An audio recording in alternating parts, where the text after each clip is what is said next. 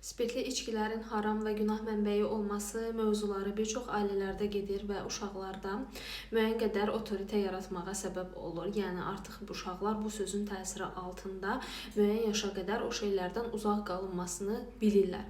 Ancaq nədənsə bir dönəm sonra artıq uşaqlar böyüyür, dünyanı kəşf eləməyə çalışırlar və həmçinin də onlara kiçik yaşlardan dayatılmış olmaz, haram, günah sözlərini müəyyən qədər sorğulamağa başlaya bilərlər və bəziləri hətta buna qarşı demonstrativ hərəkətlər göstərib buna qarşı çıxır və o haram, olmaz olan şeyləri prob eləməyə çalışırlar əllərinə düşən ilk fürsətdə. Buna görə də düşünürəm ki, bir şeyin, xüsusən də burada spirtli içkinin nə üçün haram, nə üçün olmaz olmasını daha aydın açmaq və uşaqlara daha yaxşı izah eləmək lazımdır ki, sadəcə bir sözün qorxusu yox, həmçinin də o sözün altında nəyin yatdığını o uşaq daha gözəl şəkildə dərk eləsin. Ona görə də bugün spirtli içkilərin insan bədəninə zərərindən danışırıq. Və ilk öncə başlayırıq ta başdan, beynimizdən. Ümumiyyətlə, əvvəllər düşünürdü ki, spirtli içkilərin az miqdarı müəyyən qədər qan damar sisteminə xeyirli ola bilər.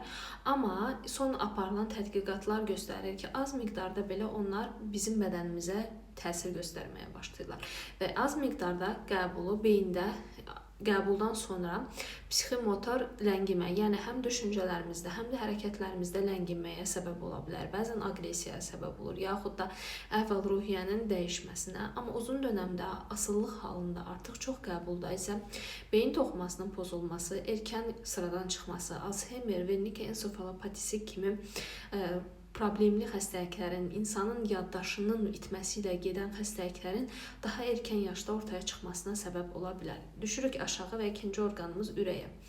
Ürək, təbii ki, ürək damar sistemi də burundan, alkoqoldan yan keçmir. Birincisi, az miqdarda qəbuldan danışaq. Az miqdarda qəbulu ürəkdə ritm pozğunluqlarına gətirib çıxara bilər və hətta belə bir holiday heart deyə bir simptom kompleksi var.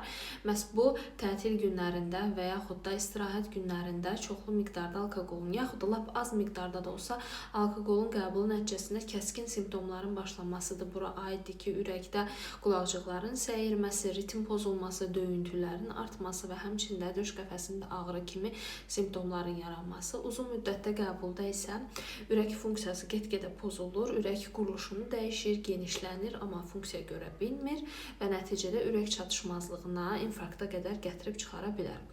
Düşürük biraz da aşağıya və gəlib çatırıq qaraciyərə. Qaraciyər təbii ki, alkoqolla, spirtli içkilərlə ən çox adı hallanan orqanlardan biridir. Bu orqanda isə az miqdarda qəbulu yağlanmaya